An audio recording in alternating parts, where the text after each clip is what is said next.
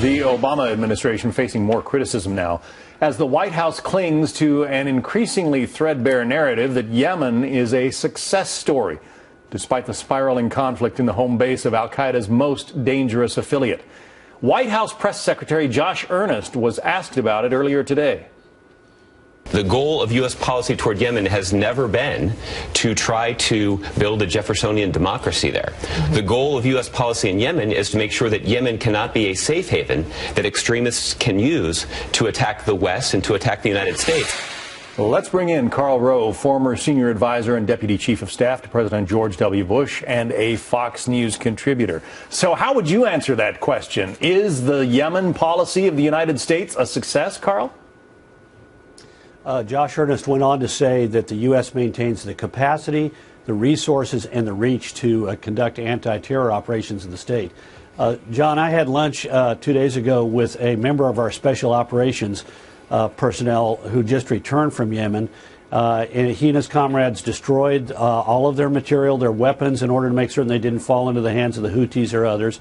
And I don't think he thinks we've got much of capacity, much in the way of resources, and our reach is dramatically reduced. The administration is rapidly getting close to the edge of la-la land with these pronouncements that say that everything is hunky-dory in Yemen. The Saudis do not want an Iranian proxy state on their southern border, a 10-hour drive from the holy city of Mecca. That's why they've mobilized 150,000 troops and have already begun airstrikes. And that's why reportedly 4 naval vessels from Egypt have transited the Suez Canal and, as we speak, are arriving on station off of Aden.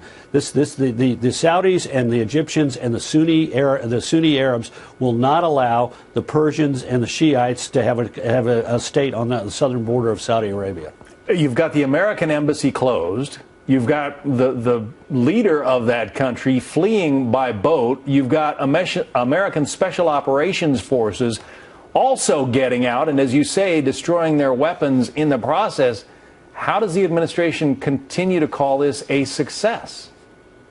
I have no idea. And look, this is why, look, the president doesn't seem to understand that his credibility has been eroded by a series of statements over the last several years and enormously damaged. You know, here's our red line, et cetera, et cetera.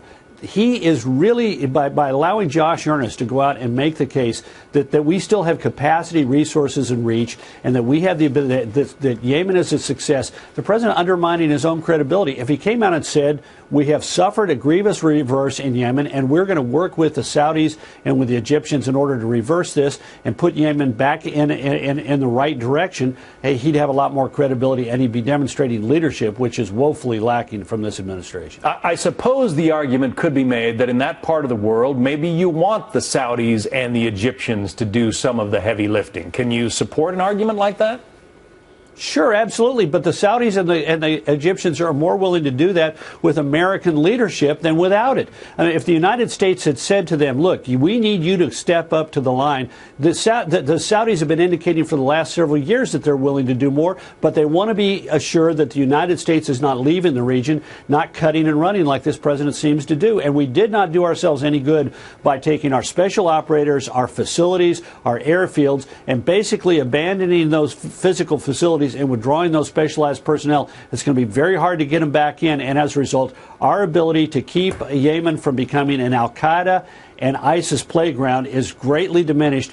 And God bless the Saudis and the Egyptians for stepping up, but they'd be better and more effective if we had American leadership there. Yeah, when I heard that even the special operators of the United States were getting out, they're gone. Yeah. They're gone. There may be a handful left, but they are gone. I met with one of their major players, and they're gone, and they're out, and they're not happy about it. Well, Karl Rove. Karl, thank you.